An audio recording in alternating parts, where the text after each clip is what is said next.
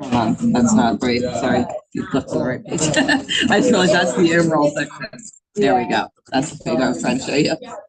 That's so fun to just lead follow up with leads. That's why it's confusing. It should be lead conversion because that's what we're talking about. So I'm just saying, today we're going to be doing a lot of like short talks and groups. So we do not have a full guide. I have some A's with a participant guide on the back table. There's a lot of good stuff in there. I'd like you guys to get with you. But it's not close to the verbiage on Yeah. Yeah. Well, let's.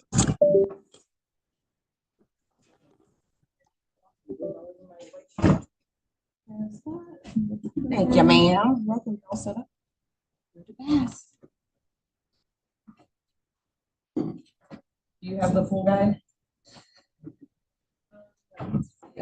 One for today is on that table there. But there's a lot of stuff in there, like tables and stuff to look at. So no, just the participant guide for today. I printed out copies of it for everybody. It'll just make it easier to follow along because it is a lot of stuff you'll want to keep with you. So, excited. Oh, don't print it this time. Not that many pages. I don't know pages for it. Don't leave him by himself. Make sure somebody sits with him too. Or we'll just have you guys come over and you just all be one big group. Actually, that's probably better. Come sit with them. We'll just be one big group. And for discussions less than 10, they say just to do one group. Because basically, I'm not going to lead the discussion. You guys are going to talk. So I want you to be close enough to talk. Less than 10, we'll just have everybody sit together and have a discussion. If you guys all want to kind of be in front of one screen, that's fine. Or you guys, if you two want to be your own group, are you guys okay with that? We're going to be doing like some quick group discussions that I won't be leading. So do you two want to talk together, or do you guys want to all be one big group? Then why don't we all sit over here, then you guys can all see the screen. Yeah, because it's such as they do recommend under 10 people to do one big group. But I was going to let you guys choose. Like if you want to do just a smaller group, it's fine. I should probably not drink that like so you never know. One of these days, you guys are going to find that's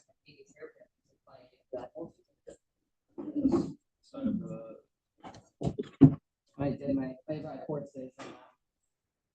New favorite thing to do is called freestyle, which is songwriting to music, and I did it to ABC Bands. So I started off with Ragdoll by Aerosmith, then went into 18 in Life by Skid Row, and ended up with Dream On by Aerosmith. So classic. Even though it's following. It's pretty special, yeah. It's always been one of my favorites. So, and Ragdoll has always been one of my favorite songs. So I was like, oh. And Dream On is that's just a classic 70s Aerosmith. It's fun.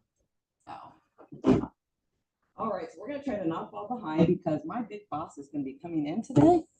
Peter will be joining us for a little bit because he's going to be evaluating me because I'm going to pick up faculty. So I have Kevin Master, faculty person, evaluate me today. So, I am. Yeah, for just over a year now. Don't forget, follow guidelines when you're making phone calls. Don't put yourself in trouble. No one likes to get sued. Follow fair housing. Okay. This is the outline of what we're going to be going over today. Today's about lead conversion.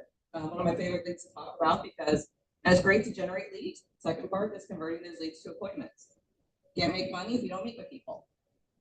That's what we're going to be going through today. The first little group discussion we get to do is to talk to one another and figure out what you guys think we're going to talk about today and what kind of questions you have about lead conversion. Write down your questions, and as we go through the day today, we're going to figure out if we are able to answer those questions. If not, by the end of the day, we'll get back to those and make sure we do answer all your questions. Take about 2 minutes right now to go through that. Please talk to one another too, please. So, lead conversion, I think is contact into lead, whether it's from first introduction to touch points you have with them, like email, reaching out.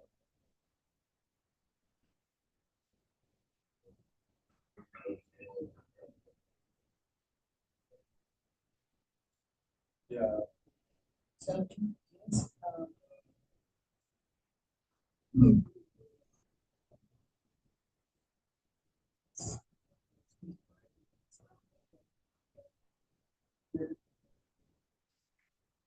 so working my database. I just haven't had any new contacts. And on my business card, you know, a few random people that I've seen out at like a Reds game or a bar. But besides that, I'm really just trying to work my database. And for the first time through it, too.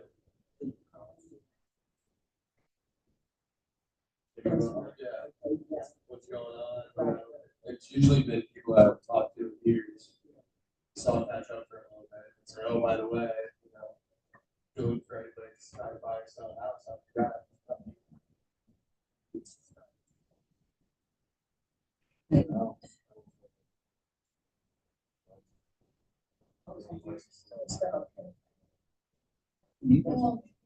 All right. That's great though. I mean, we're gonna start you off right, because I tell you, being into this business 18 years, there's a lot of things I wish I would have started off differently. So we're gonna get you guys started right.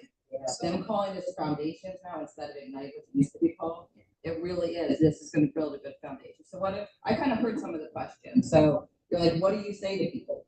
That sounds like one of your big questions. Is that correct? how do you not be a pest? You know, like, how do you not? Yeah. Annoyed? Because like, I have a female that's ready to go out to 55 people just in my neighborhood, introducing myself. I know them, but telling them, you know, working their feet up and down. They're all my age, get ready to downsize. And if they don't subscribe, I'm gonna follow up, but I don't know how not to test. I don't know how long to wait. Like, I don't wanna follow up tomorrow, you know, wait a few weeks and say, hey, I also have the next newsletters. I don't know. I don't want to annoy my I neighbors. do think we're gonna kind of cover a lot of that today. So, I think your question may be answered a little bit more on in the next class, but we'll touch on it a little bit more. So we'll touch on it today. And I think I can answer a little bit of it, but it's not as much of a focus. But what to say, I think it's gonna be covered very, very closely today, and I think it's gonna help you. So I'm excited about this. So we talked. And it should be easy, shouldn't it? You know, it's really not, and I do understand that it's not. And I sometimes thought, Or you kick it for 25 minutes and then you completely lose all your time you did for lead gen. So it's an art form. So we're gonna help you with that. it's hard, I hang up on the one shit. Well, I slightly hang up, but Oh, yeah, I hang up. So all lead conversion is, it's opening two-way communication. And that is the key, is you want it to be a two-way communication. You're talking to them, they're responding to you. It shouldn't be you lecturing, just like this class should not be me lecturing at you the entire time. You don't need to hear me talk all day long. That's why a lot of this discussion is gonna be between you guys, because yes, you're all newer, right? Is that correct? So, okay, that's our senior agent back there. So she's gonna give you lots of good ideas on what she's learned in the first year that she's been here. So that's great, and that's not being sarcastic at all. Being a year in, that's great. Not many agents even make it the first year. So that's great. Yeah, which is so she'll give you some ideas on where she's at, what she's learned so far, and that's great information to have. But it is all about two-way communication. You want people to listen to you, and you want them to understand where you're coming from. You want them to want to hear from you. You don't want to be a pest. So that is what we're going to try to cover for you today, how to get it to be an interesting conversation. Have any of you used the success system you talked about in the class? Have you guys tried doing that, making your phone calls, going through it? Any thing you want to share about what you've been learning from that? Anything you enjoyed about it, didn't enjoy? I know you're all still kind of new, so I know there may not be a lot of answers. But you said we're shaking your head, yes. So Well, I just haven't done the handwritten notes. But you know, I do try to hit 10 conversations and phone calls a day. it's good. That's a great start. I mean, it really is. The handwritten notes, I do think a lot of people find being tough. I find it just I get blank note cards and I just write things randomly. Like I'll drive through a neighborhood. Hey, I drove past your house earlier this week. Made me think of when you bought that house. How's everything going? Did you ever update that kitchen you talked about? Whatever it might. I know I've been in business longer, so it's easier. Yeah. But you know, I how old are the kids now? Yeah. Whatever it is that you may know about that person and trigger. And we're going to talk about, because that is the things like I'm throwing out here. The way I'm going to remember those is because I've recorded that information somewhere. And that's going to be one of the keys that we'll talk about today is recording information and keeping that information handy so you know when you're talking to someone, you have something to talk about. Start making some commands, like this is where this person's at. Their mom's died and they want to leave. So, Yeah, and it's amazing too. Number one thing I'll tell you too is one thing looking back is when I left, I was at another brokerage. I was at Sipsy Klein for 13 years, and when everything converted over, one of the things I didn't have in there a lot of times was states. So when you're doing your notes, if it's not something that's automatically dated in Command, so I don't use Command, I use a different system because I'm not Keller Williams. I'm part of Chabris Group, and we have a different system we use. So I'm not as Command knowledgeable as some people are. And FUB dates everything for us. We do follow buzz, it dates everything for us. But if this Command does not, make sure you do put dates in. Or if it's like they said, grandma died, maybe make a date of when she died so you remember, oh, I remember grandmother died last spring. Just wanted to see if you made the decision to move forward at this point. And that type of thing. You may not want a specific date, but have a general idea is always kind of nice. All right. So sorry. By the end of the day, you're going to be able to apply our lead conversion model, which I think you guys will find much easier than you imagined. You're going to develop a system for capturing, cultivating, converting, and closing leads. And we're going to show you how to increase your conversion rate over time. So the next little conversation we're going to have is for partners, because we don't have an equal number. We're going to say like you three and you two, just to make it kind of fun. What we're going to do is we're going to have you with your partner, have you ask, sorry, I'm jumping down my page part. Start thinking, I jumped ahead. We already did that part. Never mind. We're going to get to the next page. I was talking about what you wanted to learn today. So we did it as a group conversation. So I knew it was coming up and I said, you got a page. All right. And I am not jumping ahead of my slides for you. Nothing that's been vital in here so far. So. All right. So Gary Keller, our great person. I think everybody here knows who Gary Keller is. Do you guys know who Gary Keller is? New agents, okay. That's always good. If you guys have not started doing it yet, highly recommend it. There's people, you guys listen to podcasts? Millionaire Real Estate Agent. Awesome podcast. Go back to one from a few weeks ago about AI.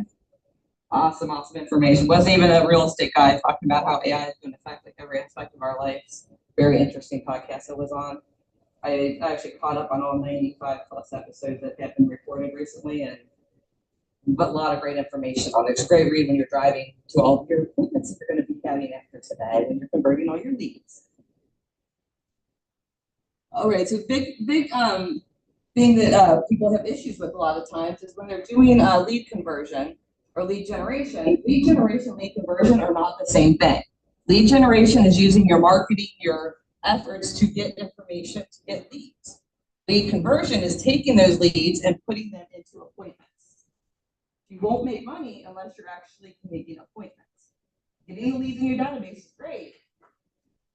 Eventually, you got to get to where you're actually going to sit down with those people and sign contracts, whether it's a listing or a buyer's agreement. Make sense? So, and as Gary says, you have to put as much effort into conversion as you do into generation. So when we talk about like lead generation time, when they talk about that couple hours a day, you're supposed to do lead generation. It's not always just generation, it's also conversion. They just kind of group it together. So we'll kind of go through what the difference is between those two. Because personally, I like conversion a lot better than generation is.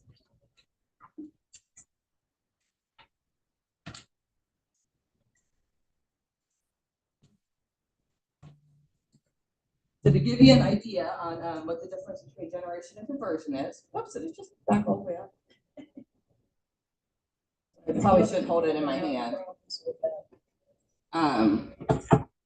I came into the Chabris Group. I had over 800 people in my database that were either past clients, sphere, people that I had at least a phone number and a name for, or a name and an address for. Out of those people, probably down to about 600 at this point, because a lot of them were not legitimate leads. So when you're looking at leads that you have, it's like, do you have legitimate information? Do you have information where you can get a hold of them? What good is an address if I don't have a phone number? I can't get a hold of that person. I don't have an email address. I don't have any other way of contacting them other than their address. Well, that's public information. I can get that anywhere. So if I can't convert that lead from just having their name and their address, it's really not a true lead for me. So it's things you've got to make sure you're able to take things from just a lead that's sitting in your database to something that is more sustainable than that. So that's one of the differences between that. So I guess,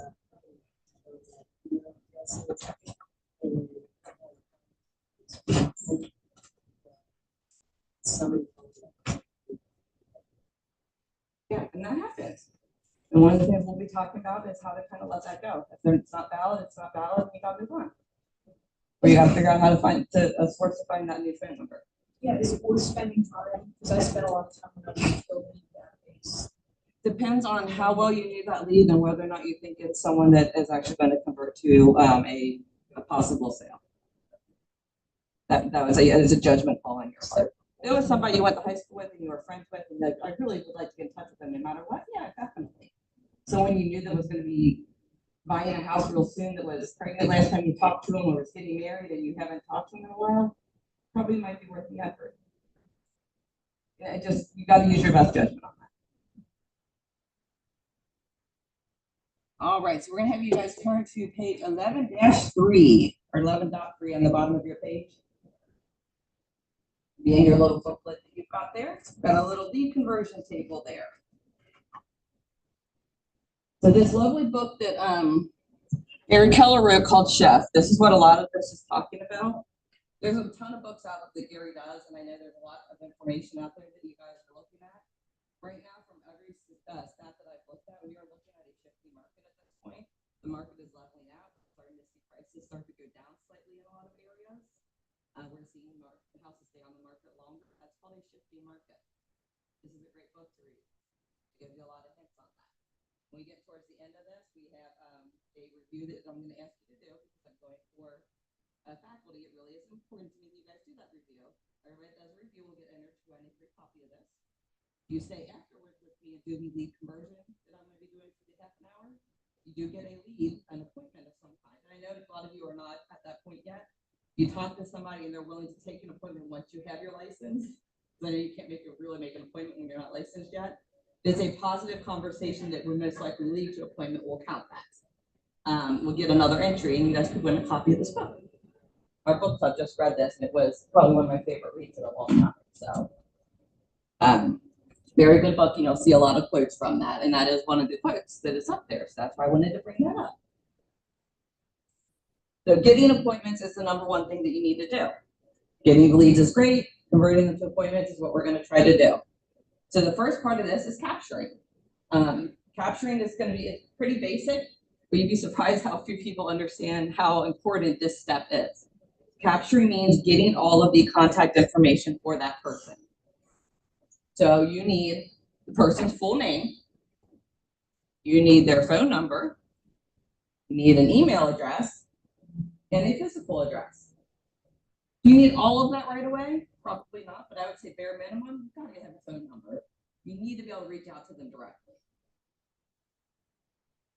And if that's all you can get on the first contact, that's great. Build it from there, but that would be very bare minimum, would be a full name and a phone number is what I would want to be able to legitimately say I have that contact. Any discussion on? Yeah.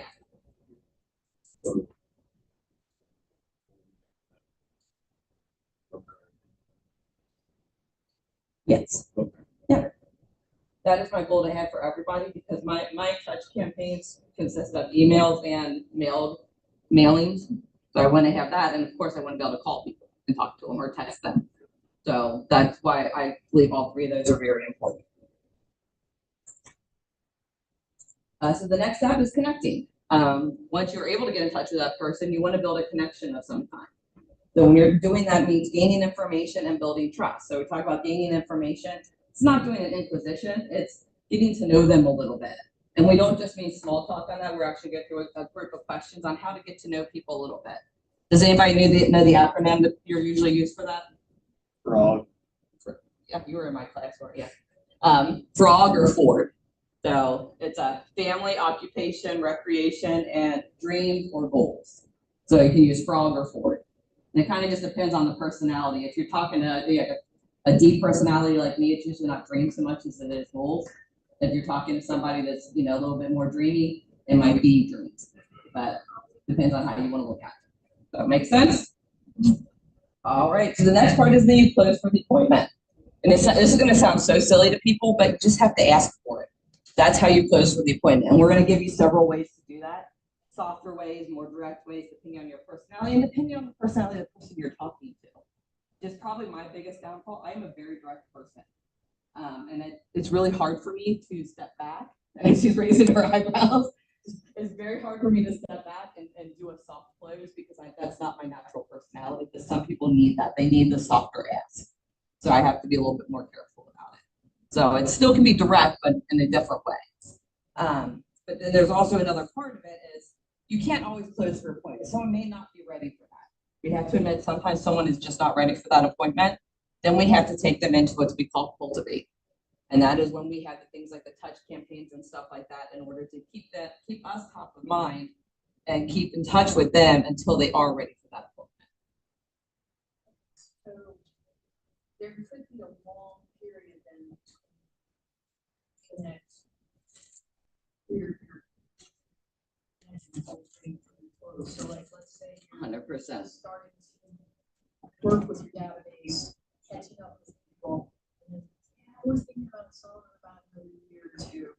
So that's the kind of thing you just keep your touches going.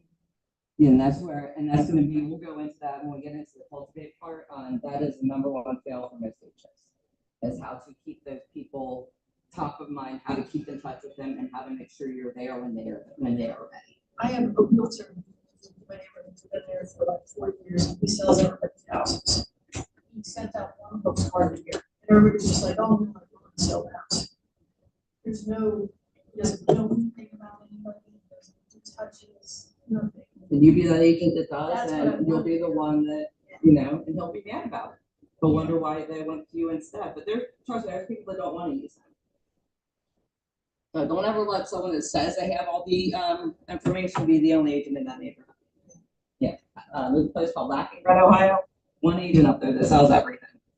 I got 2 people there that ever sell. They're calling me because I sold him the house that made him mad that I got involved in his neighborhood. But it'll be fun when I listen up there.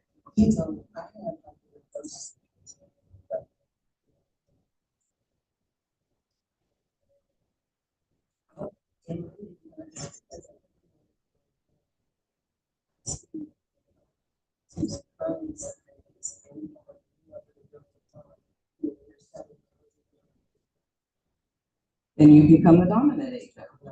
Because that means there's several people are picking who they know. It's not someone farming that neighborhood and getting to that. It's not one person dominating the neighborhood. Yeah. Why are they waiting? Start it now. Yeah.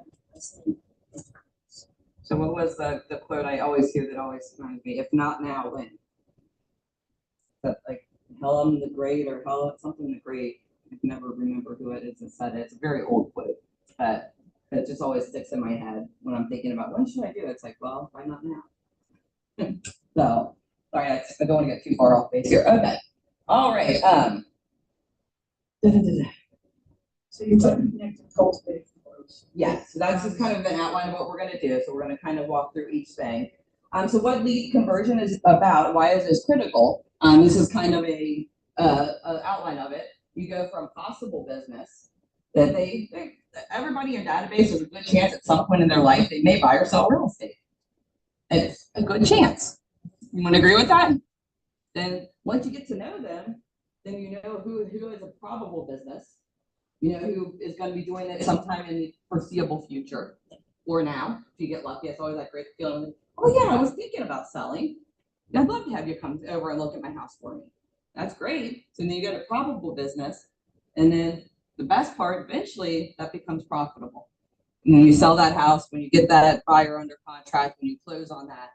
So those are your 3 steps, your 3 Ps. You're going to go from possible to probable to profitable. Great idea, right? Great concept. Yes. No, I'm just saying. Okay. Yeah. I know, it's how you kind of, and I know you get excited about that. It's not as hard as it Well, sounds. there's a lot of problem out there right now. People are holding on to. Gotta find out why. It's all about finding out the why. Okay. All right, so throughout this whole thing, and I'm sure you guys have seen it 100 different times, we're gonna pause at different times and ask you guys just if there's any meaningful thing you've heard so far that you would like to share with the group. So if you could think of anything, feel free to share. With this small of a group, if one person has something that they're like, huh, this is interesting, please feel free to share. Anybody? I'll go ahead and share. It's not much of an aha, as much of something that I'm trying to work through right now. I had a buyer's consultation last week, Tuesday. It's a buddy from high school, and we sat down. And right away, he brought up another top dog agent that he wanted to have a conversation with before signing with me. I couldn't get him to sign exclusive buyers.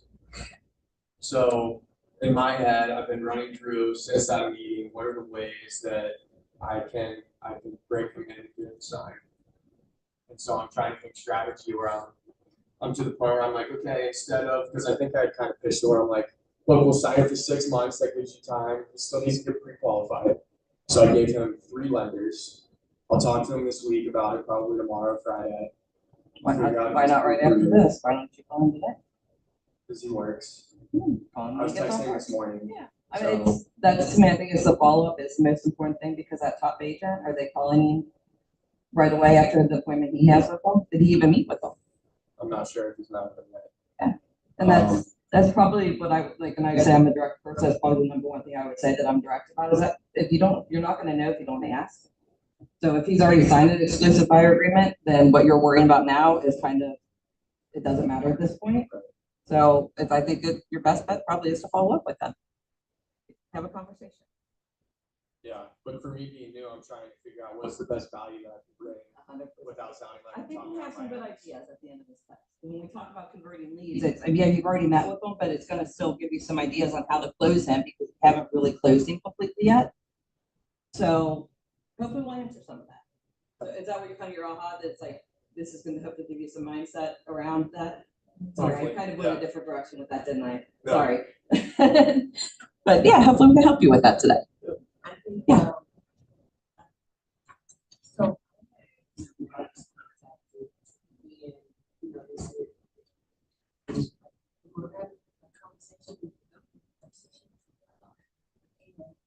See how we need to.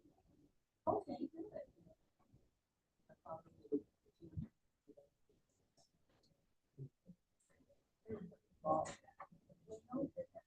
I'd say that he was. Yeah.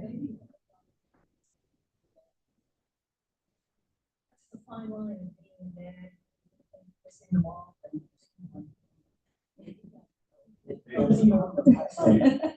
Well, the first time that I called him, he said he was looking to move out a month out. So I called him 2 weeks after the first contact. I split the time in half, which I heard was a tip from somebody else. And I have to say, most of the time, if I do hear somebody that says, give me a week or so, I'm not gonna just randomly call them sooner than that. I'm gonna find a reason to call them. Like, hey, I know you said you needed a week or so, but I just saw a house in your neighborhood that went up for this price. I thought it was kind of similar to yours. Might be a good time to think about listing so we can, undercut their price and get you sold before they sell.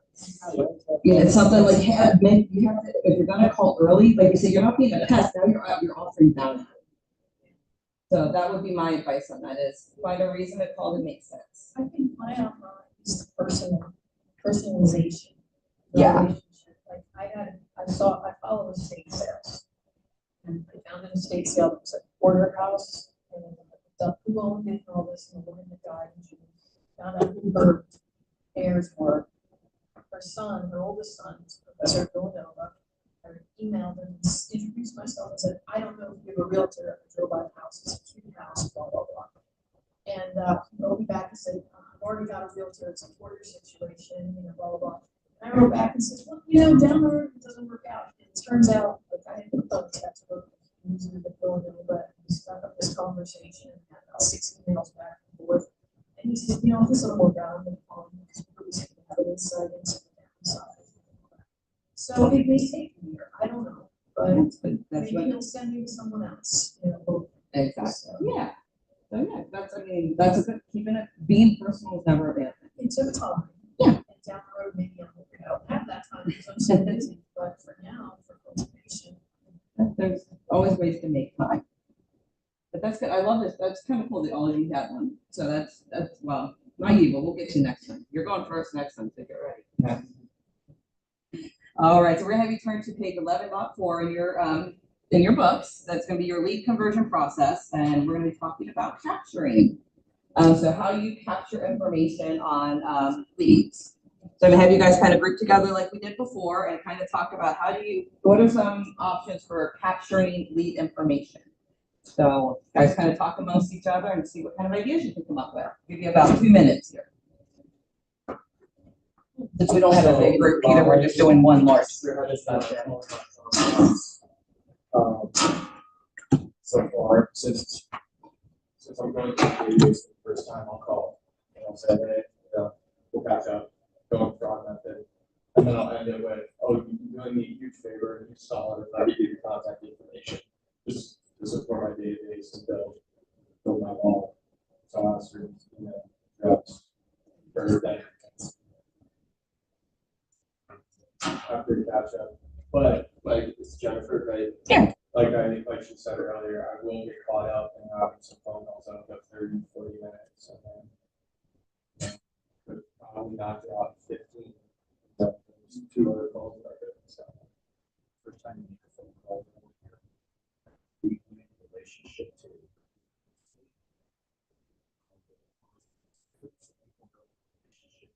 First. What's the point of transactional? I start there. And then I personally like it. Now, less physical street after that, but the second time, like first time, it's okay. I was having my car show. He saw my name and he said, oh, it's your cousin, this, whatever. My husband's cousin, started chatting, where do you live, blah, blah, blah. And I said, yeah, we've been looking up this area for property. He goes, oh, I've been looking for property up there too. I said, well, I work with Mr. Treaty, I'm working with realtor, but I didn't see much. So I was thinking that, there's this huge farm, blah, blah, blah. He handed me his card and I handed him mine. And I was like, are they working with somebody that's on the road? And the next day I sent him exactly. This morning I sent him, thanks Jason for yesterday's conversation. Here's that property I was talking about. If you ever, I know you work with somebody, let me know if I can help it.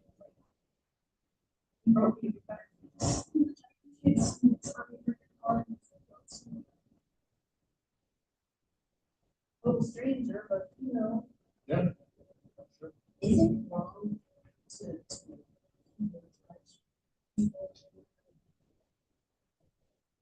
yeah, if he's working with somebody else, what's the etiquette? Yeah. I feel like you have this out. Let's say they're through, or they, still there, maybe not do it like he's like I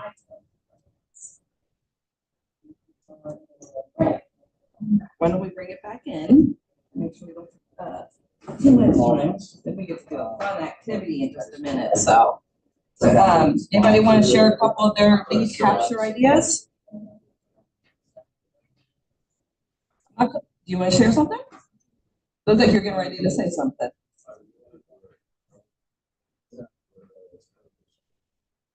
It's never a stretch. Let's hear what you do. It's never. I'm sure there is some things it will be, but what do you try?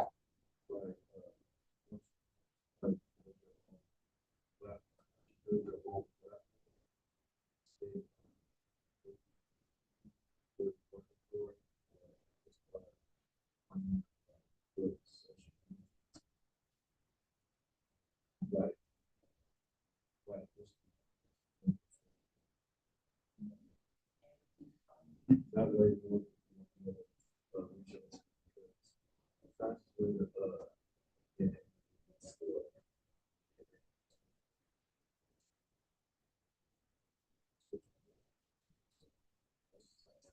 That's not silly at all. It's right here in my guide here. It says social media, so it's not silly at all. That's actually great and it's free.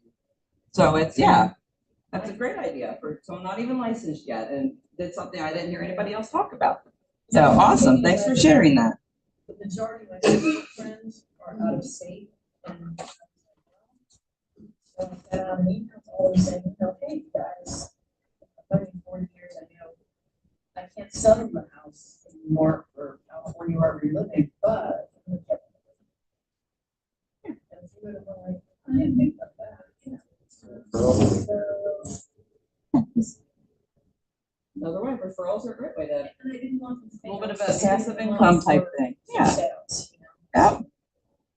Yeah, gotta love it. There's always something interesting that you can do and have some fun with it. So it's always good to check and see what you can do. And I love the ideas. It's never a bad thing to share. Social media is a great thing. I love my social media. I've done quite a few things off of it. So, all right. So we're gonna start an activity. You guys are gonna do something. This will be an independent activity.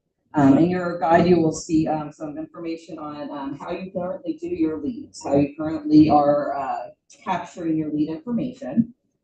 So a couple of things we're going to talk about starting conversations, because I know we talk about how do you do it, how do you do it. There's some questions here that kind of give you some lead-ins to talk to somebody.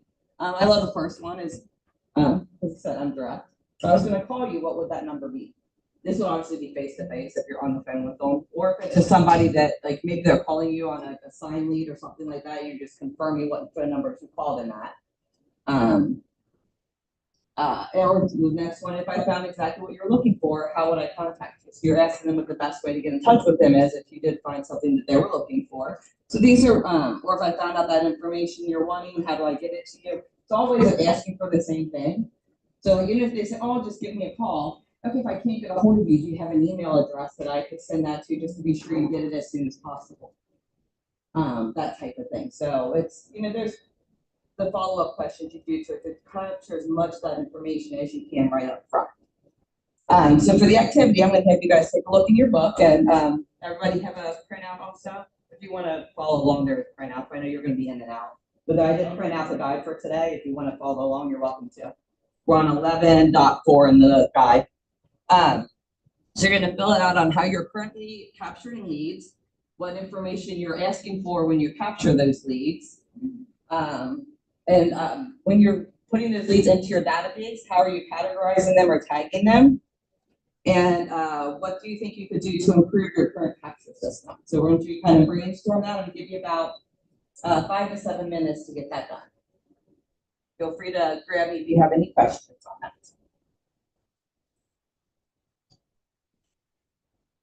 Jennifer, do you want the contact info for that property on Stone? Yeah, sure. Here, actually, do you want to Yeah, just? I'll just give you my.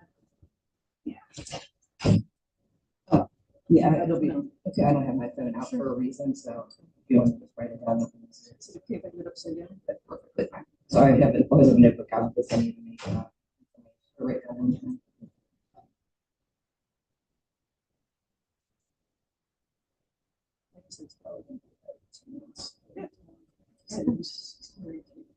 Cool. Yeah.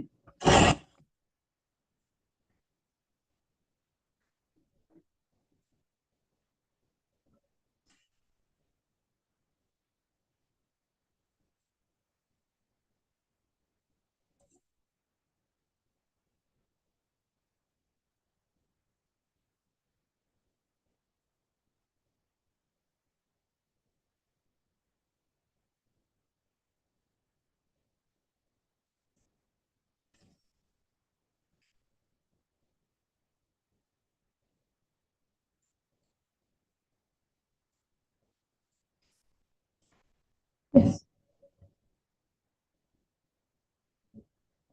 I'm licensed, yes. So if you're not licensed, maybe just some ideas on what you'd like to do. But Yeah, I was.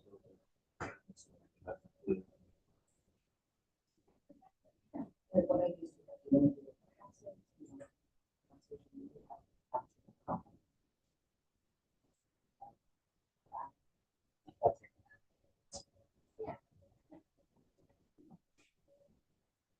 wasn't more clear on that. If you're unlicensed, what would you like to do? Or even if you are licensed, maybe what would you like to do in the future? If you're something you're not currently doing. Or if you're only doing limited, maybe add on a couple of things that like, oh, I'd like to add this into my capture, my lead capture ideas. Of course, and ask as many as you need to.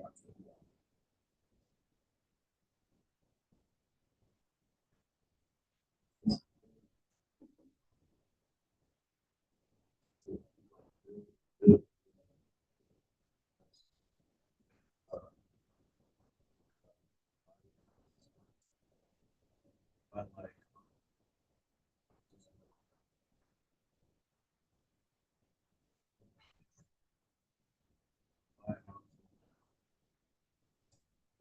And so.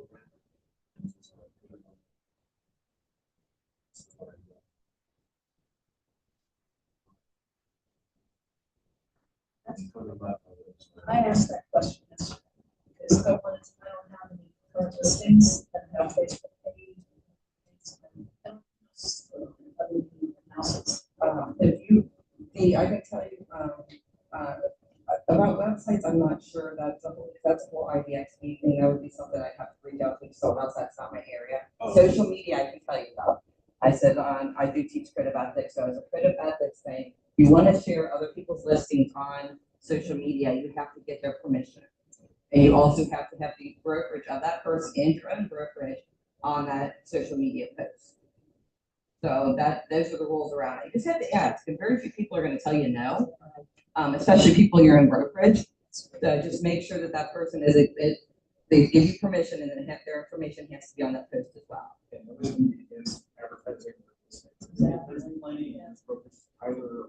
There's a few people that will. There's a few out there that are kind of picky about it, but yes, as long as you have permission to do it, and so that just means get written permission just in case there's ever an issue, text, email, something like that. Get permission to do it. Make sure your information and their information is on the listing.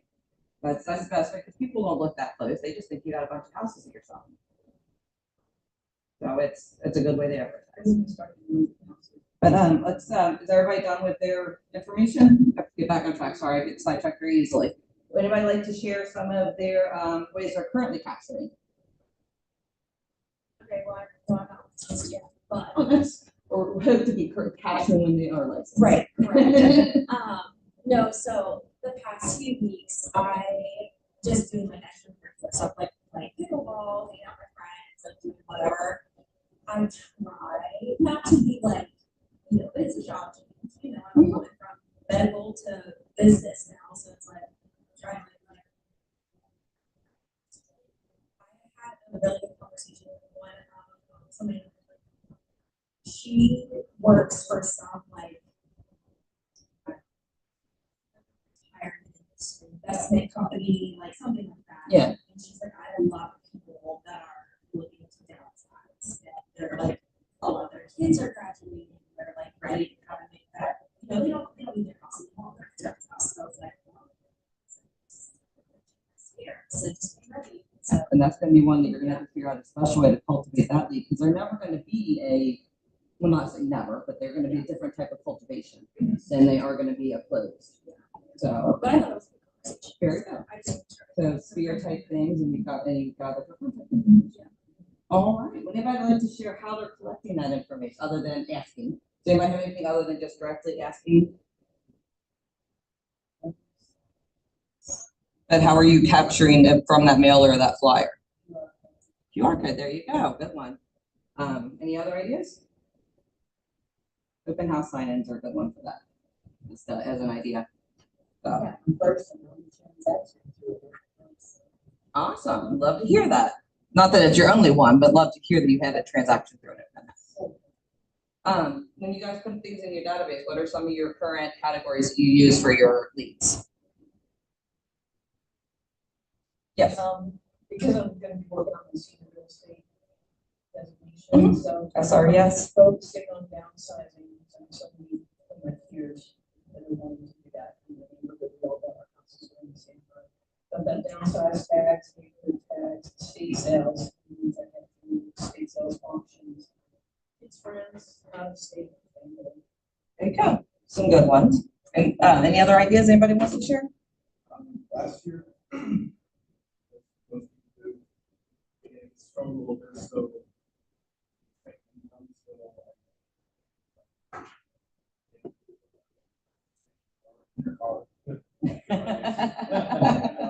Doors. Yeah, no, you know, I'm a realtor, and if I don't have showings, I don't, I'm just sitting at home. So driving around, and from that I had. Last year, just from doing that, last year made money. Great idea, yeah. And that's good way to get contact information. Yeah. Awesome. All right, so has anybody got any ideas on how they can improve what they're currently doing?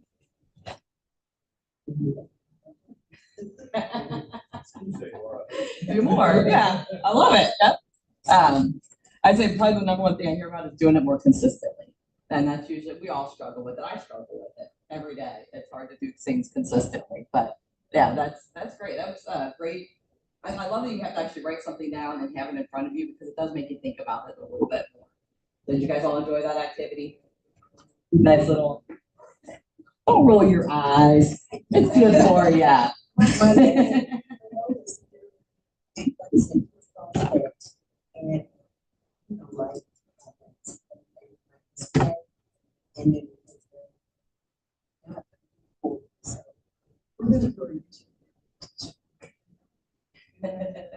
You talked about maybe All right, this is your housing wall, just to show people, here's the difference between landos, condos, patio homes. Put them on TV, so that you get the audiences, and there's interesting things in there.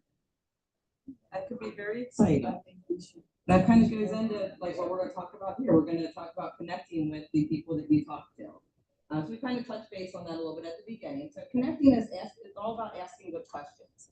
If you want to find out, like we talked about the Ford or the frog, because I still think frogs are so much more fun to say than Ford. So when you're talking to somebody, you want to communicate with them and you want to make sure that you're getting the information that you want from them, but in a way that is friendly and helpful, not in a way that is, like I said, it's not an imposition, which is probably I always talk about my biggest downfall is I much rather do the imposition than take my time. So you got to take your time, make sure you're doing, yes, feel free.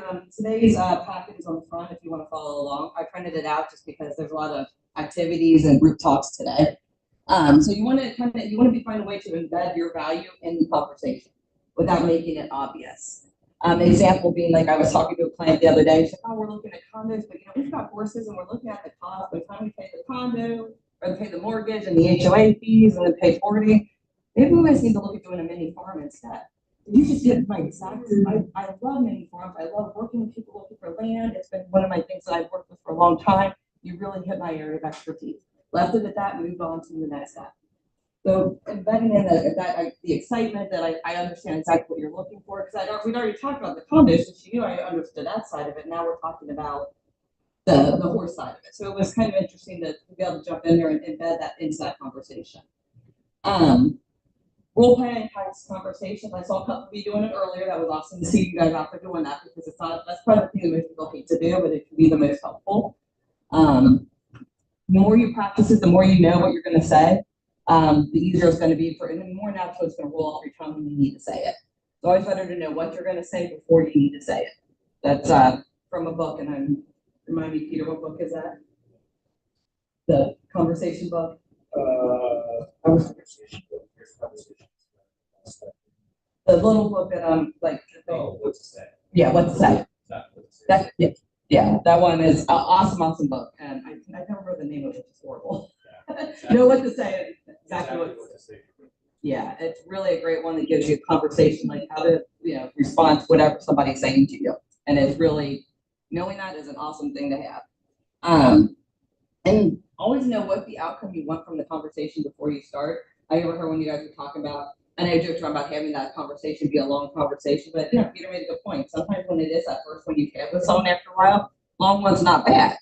But know what outcome you want from that conversation. Are you going to ask for the lead at that point? Are you going to ask for more than just getting to know them or touching base? Or are you just going to leave it as, hey, can I call you again in a couple months? Or hopefully we can stay in touch. Is it good if I call you every few months and we keep in touch? whatever it is, know what that end is gonna be, because otherwise if you stumble through asking for that lead or asking for them to give you a lead themselves, it's gonna come out very awkward. So just know how you want that to end. Any questions on that? All right. So 6 connection questions. These are always good ones to keep in mind. And this is 11.6 in your book if you're following along. So you want to ask, who are they? You may know that person, but maybe you knew them in high school. Who are they now? Where are they at in their lives? What do they do, or what do they need to do? So where are they at? What part of their life are they in right now? What do they need? What do they need to do? Are there something that they need to change?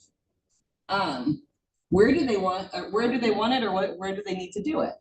So if they're looking at like relocating, if they're looking at moving closer to parents, or they need a new school district, whatever it may be. Why do they want it? The why is probably one of the more important ones. That is, why is always going to be, anytime you go through a lot of these different classes, like what is your why? Why are you doing this? And digging deeper into that can definitely give you a lot of insight into why they're doing it. And when do they need to do it? This can really help you prioritize who you need to be in touch with more often. I use stuff that's like hot, warm, cold.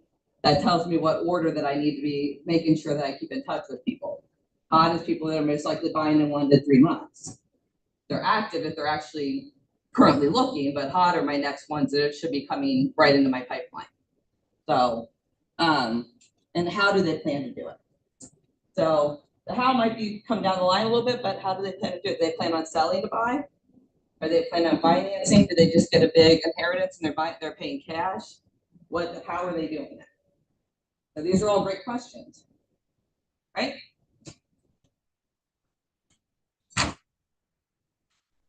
Any questions on that?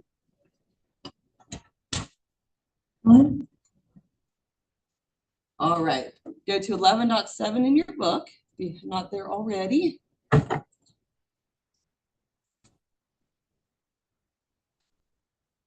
Oh, sorry, that was 11.7 in your book. Sorry, I jumped ahead. Sorry, go back one. Yeah, back there. Sorry, that was 11.7 in your book. Sorry about that. One of the most important parts of this is as you're going through and doing that, you want to make sure that you document every single thing that they say to you. If you don't record the information, the next time you call them and you forget everything you just talked about, it's not gonna be as personal. So if you remember that they talked about their kids graduating, as soon as they graduate, they were getting out of here. They just stay here for the schools, and as soon as they're graduating, they're moving to California and enjoying their retirement, or not retirement, but they both work from home. They can live wherever. They just stayed in this area for the school district. Whatever it may be, make sure you remember that, because it's gonna be really awkward if you call them up and they gotta tell you that all over again and they know they already told you once, right? So make sure you remember that information, and even the little details. I met with a new client the other day, and they had a little dog named Theo, and it was a COVID puppy, just like my little dog that looked very similar to their little dog. I come in, I had to feed a treat so it liked me. So what I do after that, I'm following up with them on Monday. I went and bought it a little ball. So next time I come in, it's got a little ball for me instead to play with, because they said it loved to play with the ball. They don't have kids at home, but they got a little dog that they adore. So hopefully that'll be the difference between them selling through me or through another agent. So remembering those little people, I had to document that, because what I remember that dog's name is Theo a week from now. I think so, but it'd be embarrassing if I called it the wrong name. So especially when that dog probably meant more to them than pretty much anything else in the house. So any questions about lead capture? All right, we're going to move on to what they say most people fail at. It's cultivating leads. So it's one where once you capture them, you realize you're not closing them right then. You're not getting them to an appointment right at that moment, so you have to cultivate that lead at this point.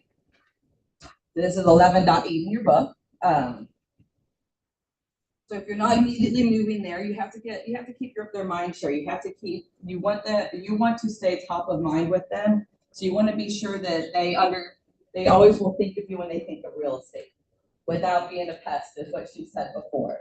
So, and the biggest way of doing that is to be able to have a system that does it regularly for you. Because are you going to remember to email them every month? or Well, every week or whatever it may be.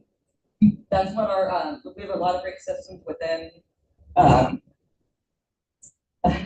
sorry, Command. I was kept wanting to say Connect within Command that can help you with that. So set up whatever one and make sure it applies to that person in particular.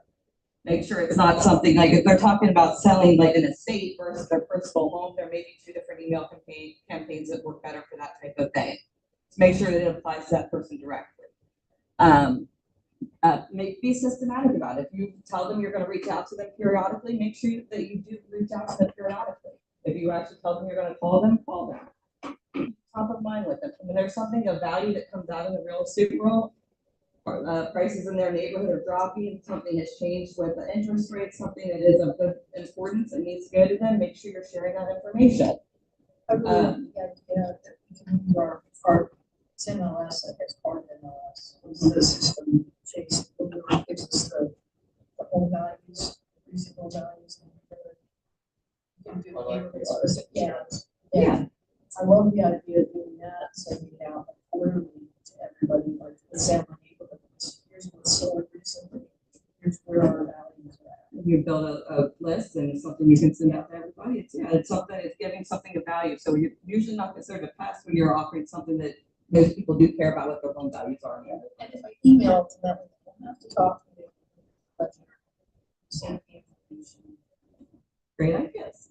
That's what's cultivating is about. It's probably one of the hardest things to do because they're not buying right now, so they don't have a need right this moment that you need to fulfill. But you've got, if you're not top of mind, it's going to be hard to capture them right at that right moment. Yeah. Yeah. Yeah. Yeah. Anything you can offer of value. All right.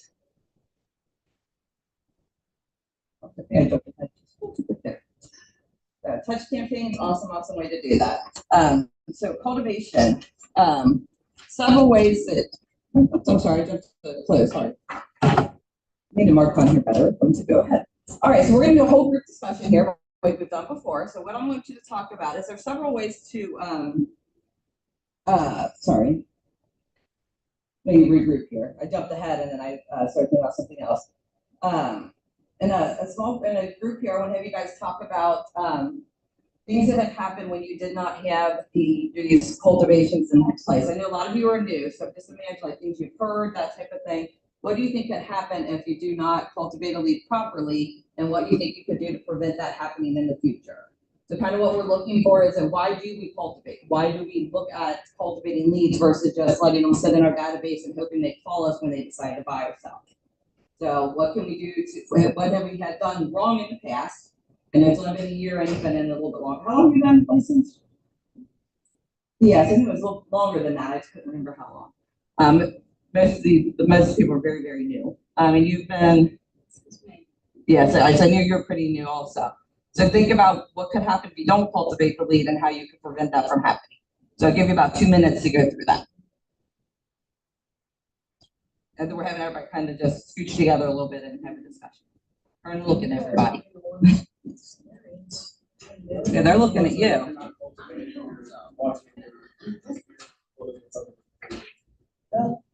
Yeah. That's supposed to be that you guys talk. I'm not involved in it. Talk to each other. Yeah, if you're not cultivating, you're gonna see your people buying something.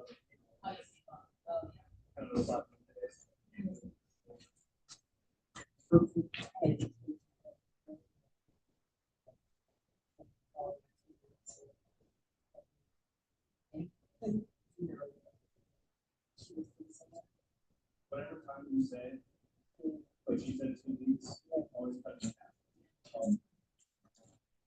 3 months.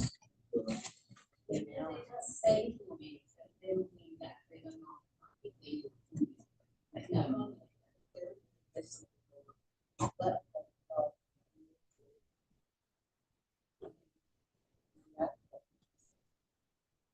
That sucks, but it also.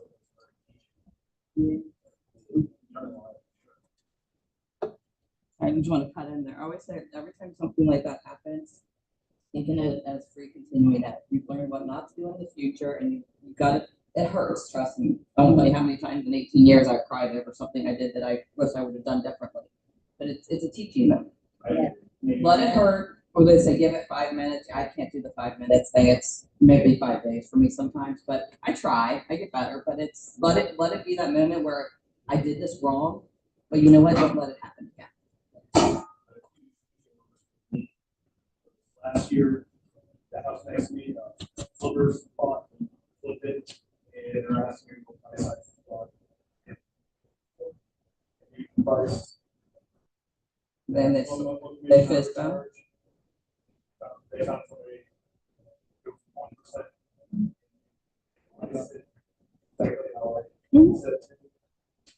You want to hear a slap in the face? Listen to this. There's 12 houses on my private drive. 4 of them have sold. None with me. They all had agents for long term. Like it wasn't anything I did wrong or me not talking to my neighbors, but I'm like, come on. They what are the chances? Well, And if you count mine, I mean, well, but I guess I represent myself by mine. But since I've been there in 8 years, 4 houses have sold and I've not represented anybody on this transaction. Is it? So, a little slap in the face. Yeah. But actually, the worst one was one that I did advise. I came home from vacation and it was listed. So that one did go up. So I called them up and kind of an nasty message. But they're in Florida, so how is it going to hurt them? Everyone, I slip up too. I'm not perfect. Is it okay to put? Not for sales. Your contact. That would all depend on your I'll make sure it doesn't say for sale anywhere or anything like that. But if it's an advertising sign, it would depend on your neighborhood on whether or not you're allowed to put it up. Sometimes the signs can't go up if it's not like a for sale sign. Are you saying it's your house? Yeah. And so, maybe you have the writer say local agent? You have to be really careful on how to do it. Yeah. You have to make sure you're, HOAs usually won't allow, like my township will take it down if it's been up for too long. So it depends on your area. But yeah, just look up advertising laws and how you have to do that. I would just be very careful. It does not look like a real estate sign. Because our signs don't actually say for sale. Yeah. I don't know. Yeah, most of them do not say for sale. It wasn't a trick question, sorry. That most of them do not actually say for sale or a house for sale or anything like that on them. Yeah, I would talk to somebody here about what regulations they have as far as putting those out, and then make sure whatever area you're in, what they allow you to put in your yard. Because like political signs are allowed just during like campaigns, stuff like that. For sale signs are usually allowed while the house is for sale. Ask them what they allow for personal advertising. But each of these, one each of these will. Yeah. All right, so now we're gonna get to the fun. I'm sorry, let me close this out. Cultivating is probably the hardest thing you're doing. It's probably the thing that you will change the most often as you go through your career on what works the best for, and it can be specific to a person or to a group of people. It's something, but do not ever downplay what you need to do with this. Because nothing will break your heart more than knowing that somebody sold or bought with somebody other than you. And don't be that agent that calls and asks them why. Be that agent that calls and congratulates them and genuinely mean it. And wait till you can genuinely mean it. Because it is going to hurt at first. If you've got that talent, go for it. Because then you don't need to be an agent anymore, right? Just don't invite me to sing or dance. That would just be embarrassing. So that's fine. I always tell people I run a dance group. My kids' dance group. I've ran it for 15 years. I don't dance, but I run a dance group. It's funny when I tell people that you can dance. I'm like, no. Do drinks in? I think I can. Doesn't mean I actually can. All right. So closing. What we all want to do? We want to go on appointments. They're fun. We get to talk to people. We get to talk about real estate. We get to hopefully get them to sign contracts with us. We don't get closings without contracts. That's the first step towards the closing, right? All right.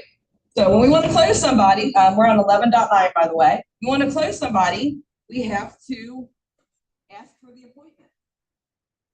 Sounds very basic, doesn't it? Have you ever been on the phone, people that are agents are, have you ever been on the phone with somebody when they ask you to meet with them? Yeah. Or do you ask them to meet with them? Exactly. I mean, I'm sure in the years I've done this, somebody's probably asked to meet with me at some point, but generally I have to ask them to set the appointment. So we have to do it. It's not something, it's not going to be offered to us. It's not going to just happen. May on occasion, don't get me wrong, it may on occasion, but it's generally not gonna happen. You're gonna have to ask for that appointment.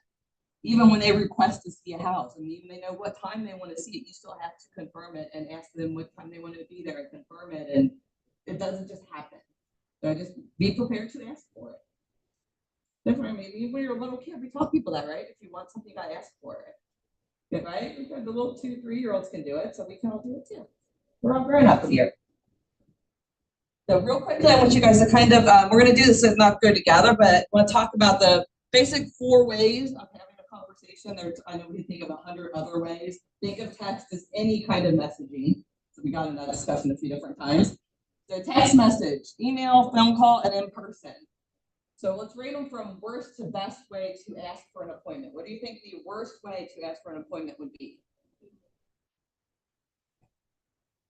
Everybody agree with that? Why would you say it's the worst way? It's a one-way. Correct.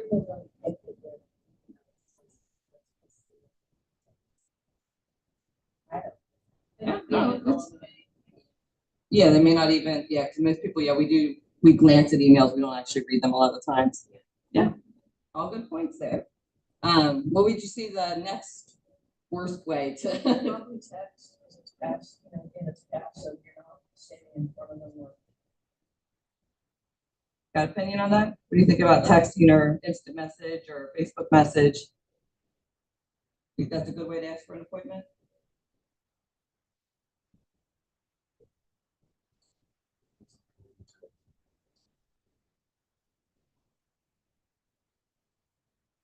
I think probably the issue I have the most with text messaging is that the tone is open to interpretation.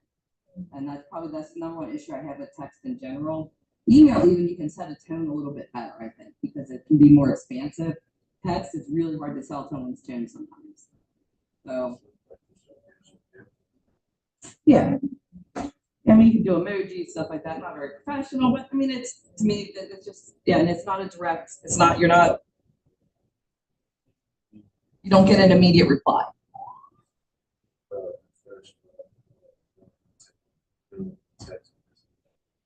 There's also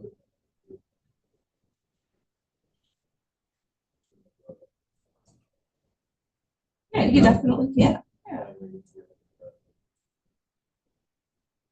Personality is never a bad thing in this business. So what do you think after texting? What would be the next best way to talk to somebody? Phone call. Yeah, and that's going to be probably the number one way we ask for appointments, because that's what we can do from anywhere. So phone call, very, very good way to talk to somebody. You can hear them. You can get in touch with them multiple times. You can get an immediate answer. Yes, no, no. If they say no, you can go around and ask for it again. There's ways of doing that, whereas in a text, they can just stop answering you. And it's a lot harder for them to hang up with you when you're on a phone call. So phone call, great way to talk to someone. But of course, number one's always going to be in person. How hard is that to do in person then? I like some of the, 11-9, there's some really good ways, like indirectly, like, hey, I really enjoyed listening with you. I'm not sure if I can help, but let's find out.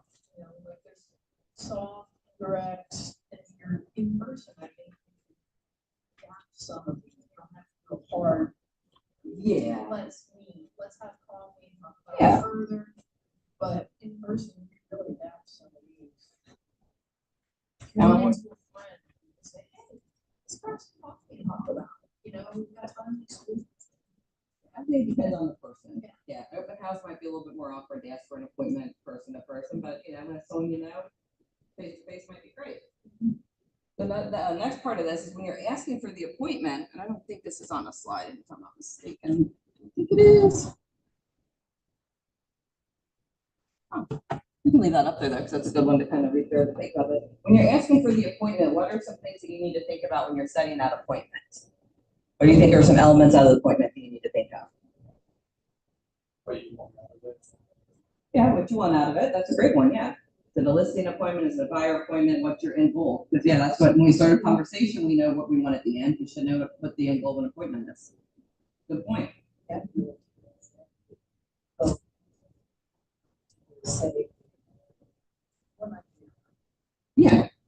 because we always say it's like it's in planning, plan the end, back to the beginning, so you can, yeah. Outlines are great ways to do that, so you know your bullet points or whatever, however you want to look at it.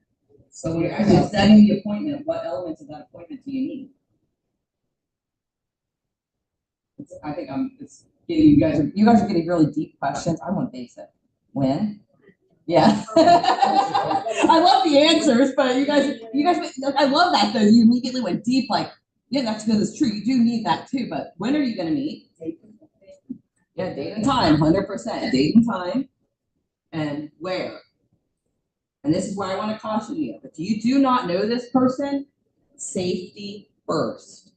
You meet them here. You meet them at a coffee shop you know. Don't go to some random place in some random neighborhood that you don't know. Meet them somewhere you know, because you don't know this person from anybody. It's great that they're willing to meet you. Never ever, and I know with buyer agreements now, it shouldn't happen, but even if they sign that agreement electronically, do not meet them at an empty house. I'm like, come on, especially ladies, like, come on, like it's dangerous situations out there. Be smart.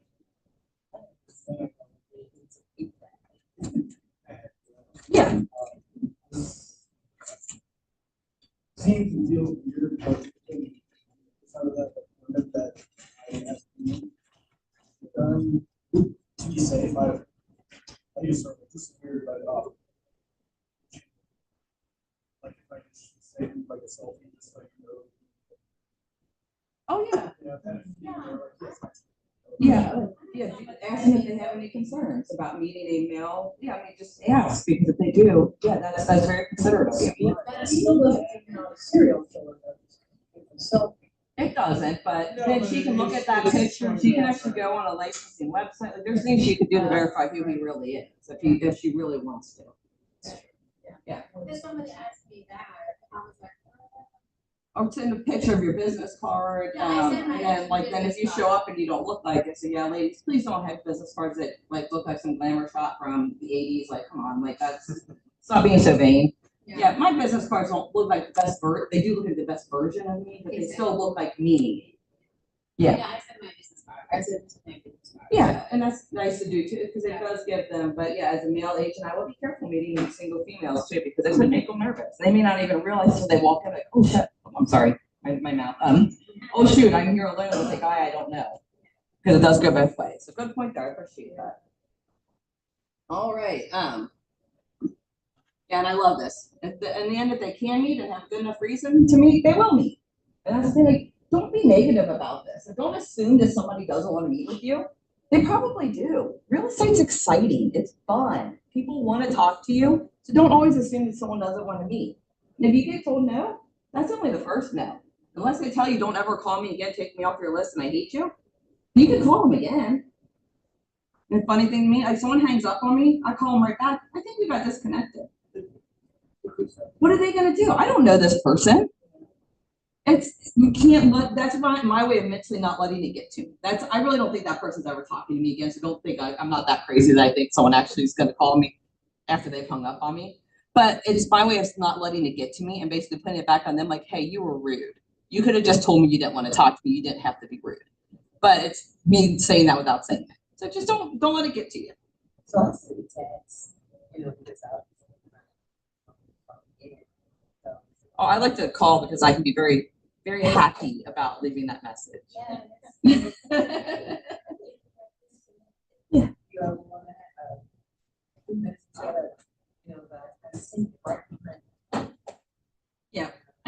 Yeah, and because it is rude. So yeah. So this is Gary Keller's got a lot of great quotes. Like I said, that book shift, some great mindset type stuff that we should talk about. So real quick, we're going to go to ahas because then we're going to talk about conversion rates and how to calculate and how to make them better. Because less conversations we can have and more points we can set, better off we are. Right? So anything you guys would like to share? Bojo's going to hit up on you next time. You ready to share something? Anything on this part that kind of stuck out to you? I'm looking at you. Don't look back at him. I'm looking right at you.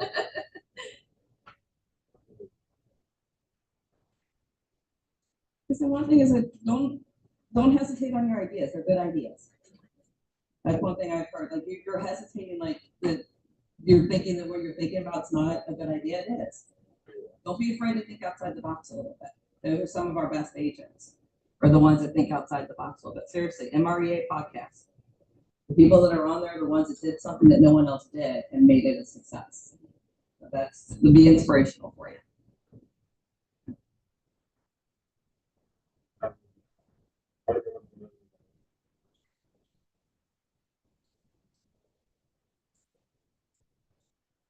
That's good to do. You don't know how lucky you are to have this. Not every brokerage does this for you. Anybody else have an aha they want to share from this section? Cultivate and clues.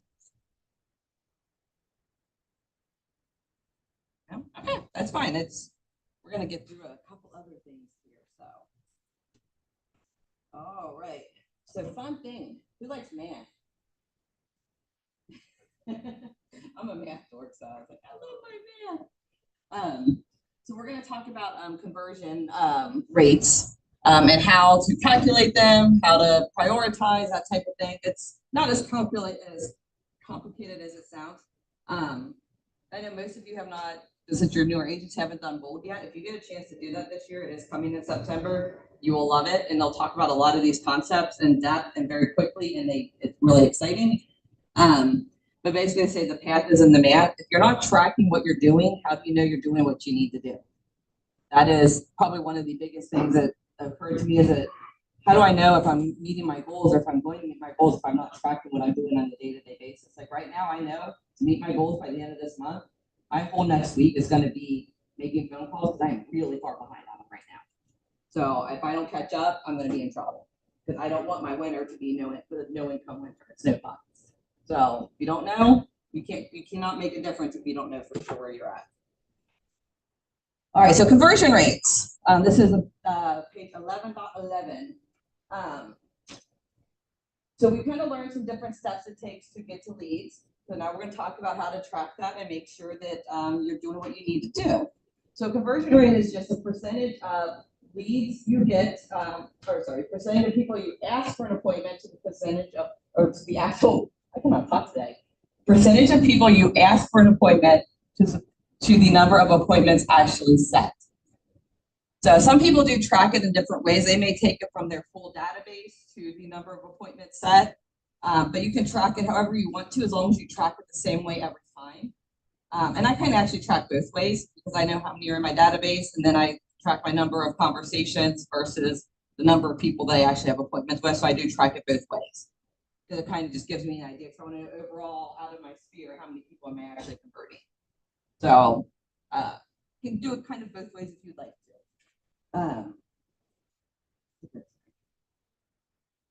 So as you're doing this, the idea is to look at is what are the average conversion rates? So how many calls do you think are usually conversations do you think it takes? I'm just not going to say calls because you need to actually talk to people. How many conversations do you think it takes to have an appointment? 32? Did you hear that somewhere? Probably about right. So on her math, if you're converting, if you're having to get an appointment in less than 32 conversations, is that 32 calls or conversations? Yeah. So that sounds like a lot. I don't want to have 32 conversations for an appointment. So do you think that's cold calls or do you think that's sphere calls? Yeah, I would take that as a cold call number. Yeah. And yeah, guys, am I hear a different number? I think I've heard 20 from your database. Yeah. 20 calls, you'll get a referral at least out of one of them. Yeah, and that's what kind of, I mean, you'll hear a lot of different numbers and none of them are wrong. My goal is 1 in 10. That's really what I shoot for because honestly, I don't like making a lot of calls. But when I'm doing sphere, if I'm doing other types of calls, I'm not as picky about it. But I want to do 1 in 10 when I'm talking to my sphere. Are you strategic about who you reach out to in each sphere when you're trying to? Everybody gets a quarterly call. So if I'm not reaching out to them for actual like them moving or selling, I'm reaching out to them for a referral of somebody else. And my sphere knows. I've been doing this 18 years. I know what I'm doing. So they're used to the phone calls. So they may not like it, but they're used to it. And every once in a while I get a surprise. I called someone the other day who had no idea she was getting ready to get divorced and she'll be selling this spring. So yeah, it's not happening now, but she's in my follow-up. So she's a cold lead because she's 6+ months out.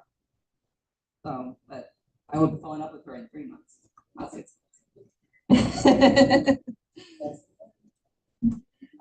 So the way you convert, you calculate, the way you calculate conversion rate, very simple.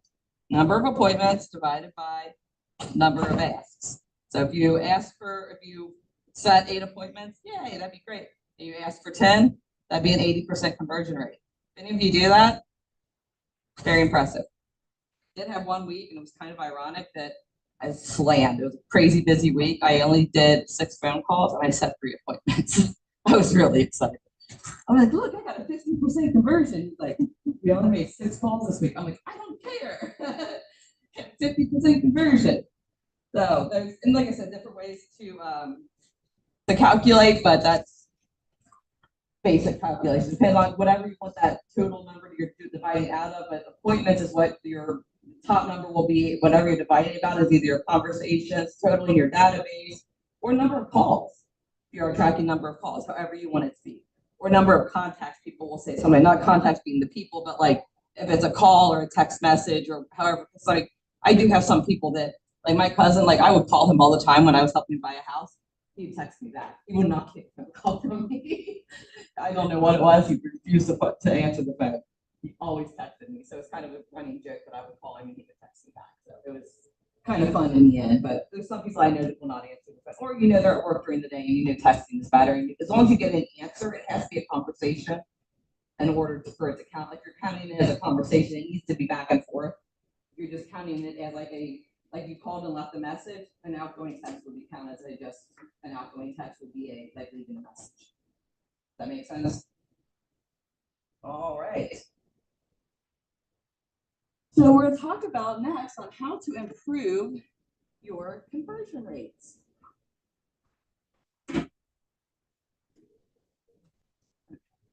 Sorry, it doesn't always tell me when to go forward, so I'm like, I gotta check like what's up here so I make sure that I'm not jumping ahead. 11.12 is on here. So when you're talking about improving your conversion rates, the main part of it is like when they talk about the success system, the first part of it, or the first or second, I can't remember which order it's in. Is it role play and then do your list, or is it do your list and then role play?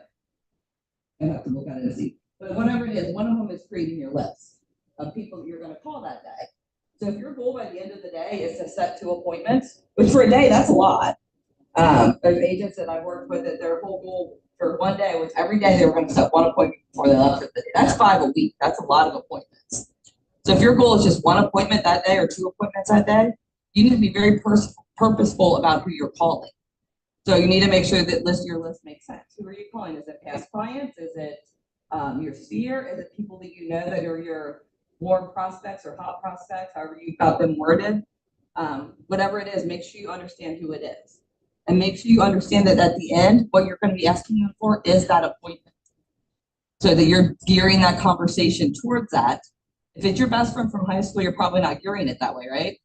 But if it's somebody you met at a ball game that had mentioned they might be looking to buy a house soon, that's probably the one you're going to call. You're more likely to get that appointment than you are with your best friend from high school, right? Even if the friend from high school probably be more fun conversation.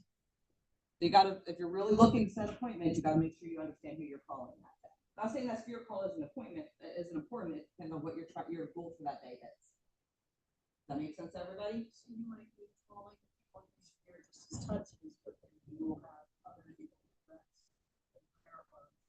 means that you're calling. That is the biggest part of when you're talking about lead conversion is there has to be a diversity of who you're calling. So like throughout the week, I have different levels that I'm calling. I have people that are my sphere that I'm calling. I have my hot, warm, cold, and active prospects that I'm calling. I have they call my sale leads, which is people I've never gotten a hold of, so I've not been able to categorize them yet. So I've got a good mix of people that I'm calling so that, and I have to mix it so that in the end, yes, I'm getting my appointments, but I'm not forgetting anybody. We need to be sure that we're always having a good mix of it. So some of everybody is Correct. And the way we increase our conversion rate is by practicing those conversations ahead of time. I know everybody hates scripting or role playing, but that is how you get better at it, is by practicing. You never know what to say until you know what to say. And by practicing it, it comes out easier every time. So, make sense? Everybody loves it. And make sure that you're using systems to keep your leads in line. You don't know who you're going to call. You don't know who you've already called. What if you end up calling the same person over and over again? There's one person in my database. His first name is Aaron, Aaron. He says he gets calls all the time from people. He knows when they're making calls because he comes up first in their database. Like, that's sad. I said, you don't do it, but it happens all the time.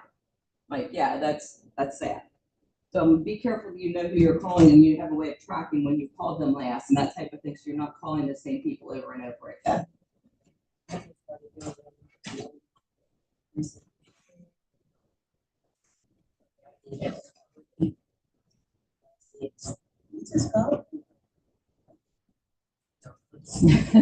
That's happened before too, like when I'm going through something, like I accidentally call someone, call me back, like, I am so sorry, I didn't even call you, why did I got you on the phone? You know, like, and I would never do it on purpose, except when I hung up before that actually rang through to them.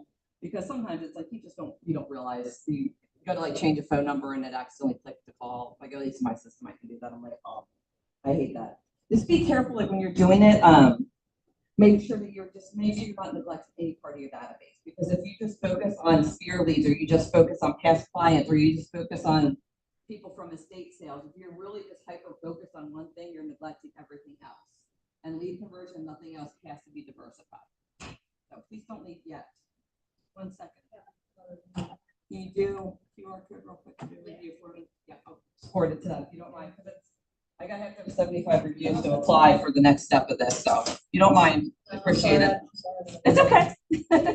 Perfectly okay. Just figure before you leave, I'll go ahead and pull that screen up for you. But not everybody's on the same path I am, so not that some people just like to teach, but I have specific rules. So if you frog me, I'll tell you all about my kids. And just remember when you're doing this, it's really not bad leads. They may not be someone that's looking to buy, but like I've got a friend that works for the Department of Job and Family Services. When they take in people, they take in children, they take in adults that have issues, sometimes there's property involved. So they need somebody that's sensitive to those needs and can help out if there's something like that involved. So guess whose resume she has on her desktop right now? It's mine. Because she knows me, she knows I understand that. I had a mom that was mentally ill. I dealt with that my entire life. I understand what these people are going through. So she knows I can handle those cases if they come through. Baldwin. And also make sure that you're cultivating the friendship, cultivate the relationship.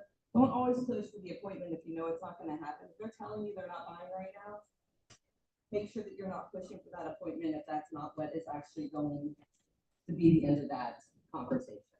Like I said, plan for the end, but if you really make sure you're listening to what that person is saying. I think that's probably the biggest downfall. While you're having that conversation, if you hear them hesitating, if you hear in their voice they want to get off that phone, acknowledge that. Hey, it sounds like you're really busy or a little distracted right now. Is there a better time that I could call you back so we can finish this conversation? Make sure that you're paying attention to what that person is telling you, either by their tone or by with the words that they're saying. Don't push for a close if it's not going to happen. Or you roundabout come back to it at another point in the conversation if they're willing to continue the conversation. They want to spend 20 minutes telling you about what their kids are up to, listen to it. But listen to cues in that conversation about what their future plans may be. So just make sure that you're understanding and actually caring about what they're saying. Because if you come from a place of service when you're calling these people, a place of helping them, it's going to be a much better conversation than when all you're calling is to get that close. They will know. Don't be the used car salesman. Okay? This is pretty much the end. So what we're going to do at this point, we're could do some ahas, but basically what I want to talk about now is has anybody had any changes to their thinking going through this class? Any some ideas on things they could do differently or they would like to implement when they start being an agent, or anything along those lines that they'd like to talk about? I need to be better about my time block and keep track of my progress. I know my goals. Good, that's a very good point. Just so you know, if anybody wants to stay, I'm going to do some like very speed success system stuff after this. We're going to see how much we can get done in 30 minutes. So if anybody wants to stay, we'll do it really, really quickly. What's the name of this? follow up with leads. It's like the worst, it should be lead conversion. But it's follow up with leads. Yeah. The whole series or the whole section is called lead follow up. This class is called follow up with leads. Like it's horrible. You have to do other because I'm not actually a facility member yet. I think it says it on there. It's not instructors, not faculty, please instruct and select instructor not and drop down and then type it Thanks for teaching today. in. Thank you for being here. Baldwin. Yeah. But like the what? For the piano. Or the locks. They're probably more profitable than the brothers at this point. More reputable, at least.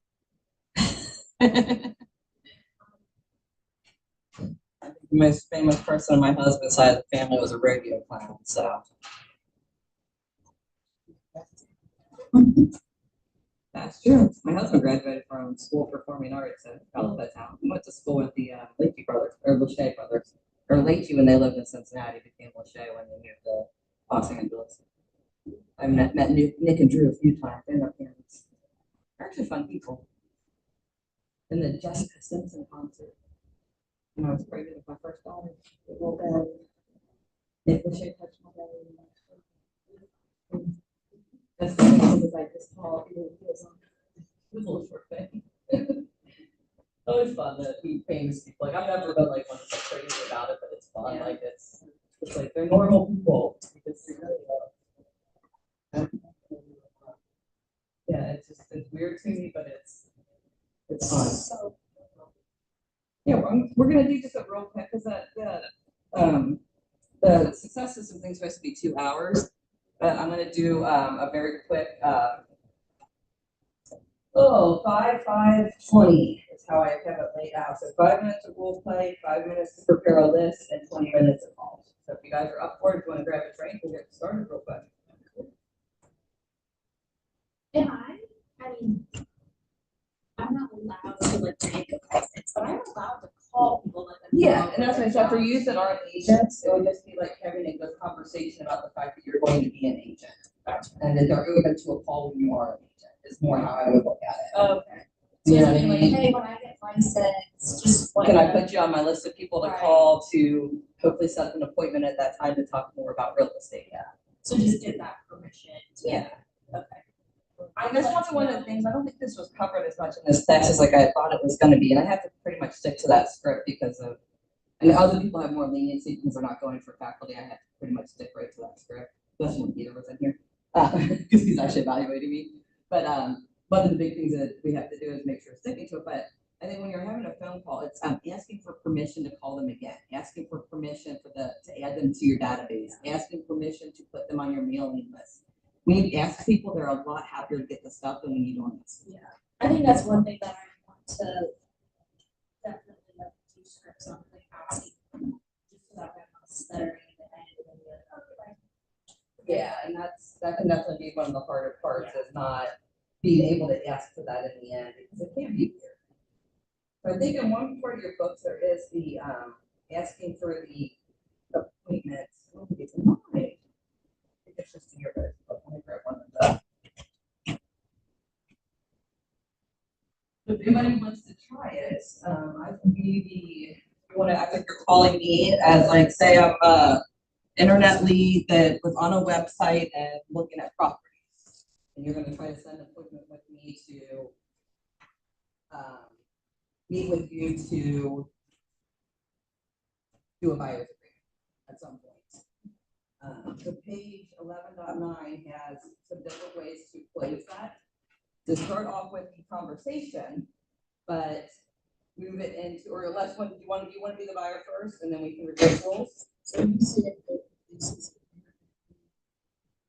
They were on the website. We got your phone number because you registered on the website and calling up to follow up on the house that you have viewed multiple times. We can see that. You looked at it multiple times.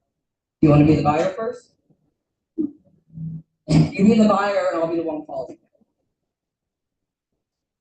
Hi, this is Jennifer Baldwin. I'm with the Shabri Group at Keller Williams. How's your day going so far? Wonderful. I was just following up. I saw that you were on the website today and I saw that you had looked at that house on Main Street a few times. What was it about that house that caught your attention?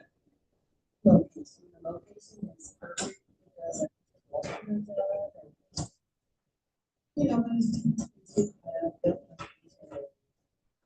I can understand completely not liking HOA. It's probably one of my least favorite things is to pay someone to tell me what I can and can't do. So I can understand that. I do have another house right down the street that's not in an HOA. Do you think that's something you might be interested in? I can send you over a link to that real quick. Great.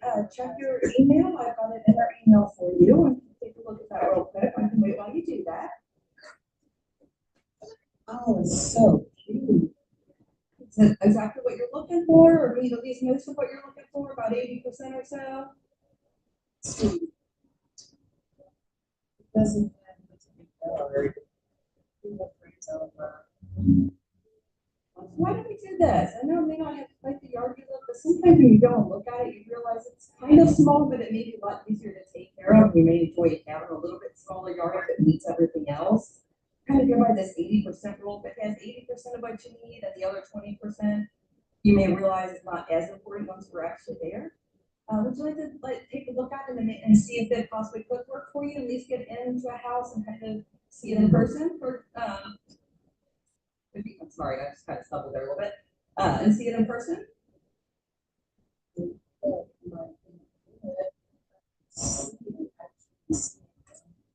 you said, it's what I'm looking for. I would love that opportunity to show it to you. Well, in the state of Ohio, we do have to get some paperwork we have to do prior to listing homes. It is required by law, so I do have to meet with you a little bit ahead of time. It only takes like maybe 15-20 minutes to go through it. And then there's a little coffee shop right in that neighborhood. Are you familiar with the Starbucks right there? Oh, I love Starbucks. I know they're Well, why don't we meet there about 15 minutes ahead of time and figure out what time that is, and we'll go through that paperwork real quick, and I'll run everything by you, make sure you understand everything that we're looking at. And I'll go ahead and set that showing. When would be good for you? I know I've got 3 o'clock this Friday. The weekend is better for you. I can do noon or 4 on Saturday. Well, Okay, let's set it for 3 o'clock today. So I'll meet you at Starbucks at 3 o'clock.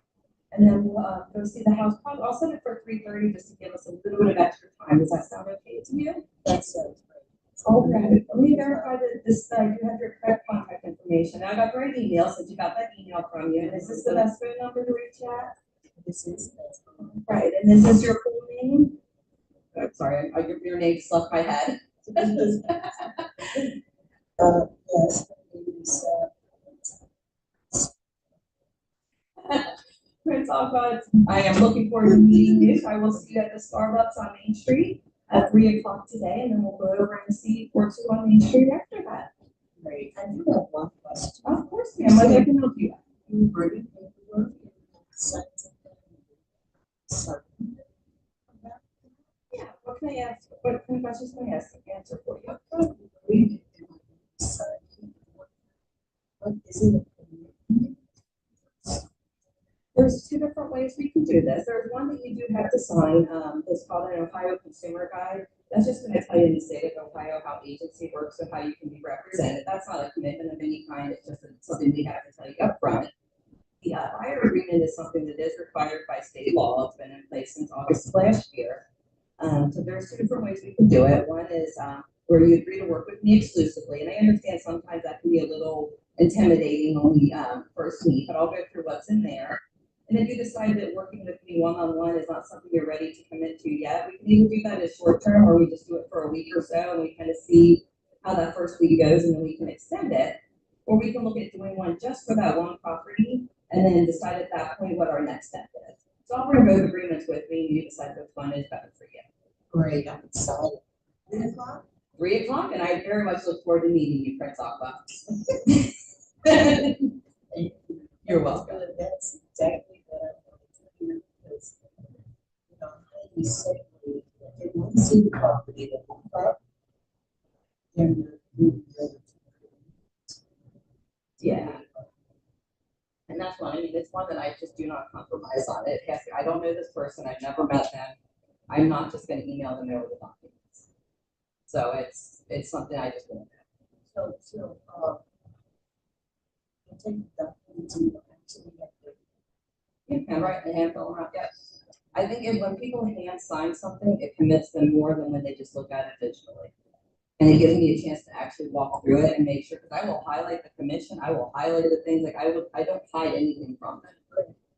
So I make sure they do understand everything they're getting into. Now, do I think they actually understand it? No. So I guarantee that first time I tell them, like, they're not paying my commission, now you got to. They're not gonna be happy about it, but I know that I shared it with them. So that is my approach.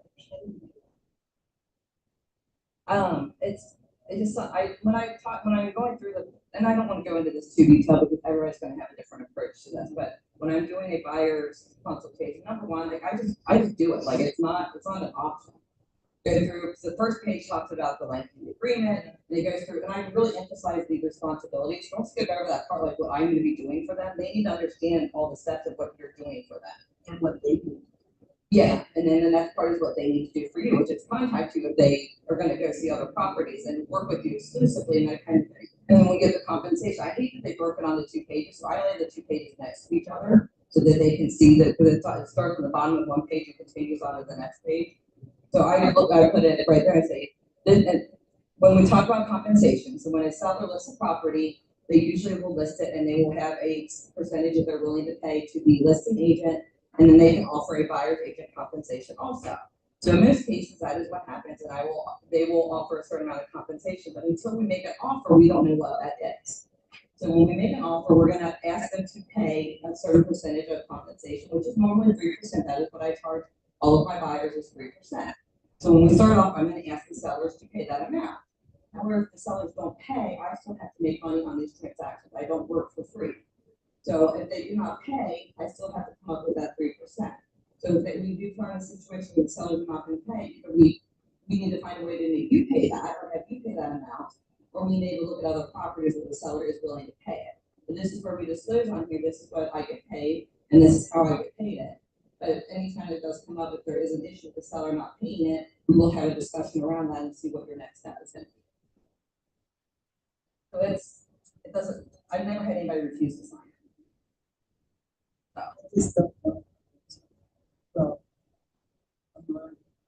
How do you do it? Is over and over again. To me, it's not going around it. It's just being direct about it and saying this is how it is. It's not an option. I have to get paid, and this is what I charge. When you're listing, you're not afraid to tell them they're paying you, right? Because it's but a buyer, especially like a first-time buyer, doesn't know not to expect it. If they have questions about it, just be willing to answer them. Don't be offended. Don't take it as like they're questioning your ability. They're asking questions. They have a right to ask questions. Okay. I'm sorry. I'm sorry. Okay. You want to do it the other way around? Yeah, You want I to? would try. All right. Yeah. Okay, hold on. I gotta get my house here. Okay. So look, you just said they're on a website, they're looking. And you can see I've been looking at it over and over again, Yeah. this same house. Yeah. Okay. All right.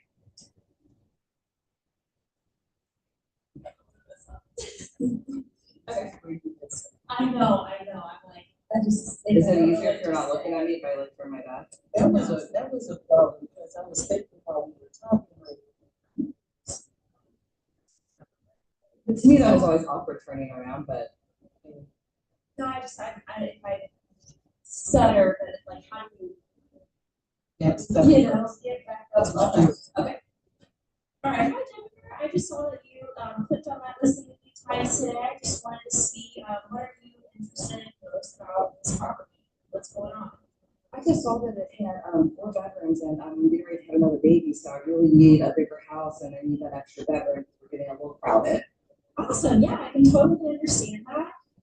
Is there any time soon that you would like to go and see it? I don't know. I just started looking and I'm not sure that I'm ready to actually start looking at houses yet. I just saw that one and I thought it was pretty, so I don't know that I'm ready to go out yet. Okay, no worries at all. Is there a good email or anything that I can get for you, just so we can stay in touch in case you do have any other, interest in any other properties or like to reach back out? I'm not sure that I want to give out my information. How'd you get my phone number? Well, I just saw it on, one of our websites, and I just saw that you clicked on this listing a few times, and just thought I'd give you a shout, just kind of see what's going on. Okay, I do appreciate that. And I'm not sure I'm gonna give out my email right now, but I think you can call me back some other time if you want to. Okay, yeah, absolutely, I would love to do that. I've enjoyed talking with you, I'd really like to discuss things further whenever you're ready, so I'll be in touch with you, if that's okay. That sounds good. Awesome. I don't know what I just said. I like the approach because it was very direct, but I would say a softer and flex into it, not because it was right into, not on my website. Yeah, So I think it's more, hi Jennifer, I saw that, you were on the website today and just wanted to, let you know that, there is a human behind this website. I just wanted to see if there was anything I could answer about the question, or any question I could answer about the home you've been looking at. Saw that you had clicked on 123 Main Street 4 or 5 times. So what caught your interest about that? Getting more into what they're, just knowing more about what they're doing. yeah. And what their motivation is, because I think you went too much from house to close and not enough of the forward or frog in between. Okay. Does that make sense? That's what I struggle with, I'm just a direct. And I need am to too, learn so actually, how that's to- why I'm like, I appreciate that, and I probably Yeah. would have responded well to that. But most people are gonna be like, oh, and that's why I wanted to push back a little bit on you, because it Yeah. was, In my head, it's like, okay, you have a job, we gotta do it, let's get the answer, like, that's just. but if you don't know their why or what they're looking at, they're Okay. probably not gonna That's schedule good. that appointment. All right, That makes sense? absolutely, so I just need more details, more like, Yeah. easing into it. Yeah. I know. I know, when, I was. So I talked to, oh my God, Katie about it, we're doing kind of like a mini, lead gen type thing.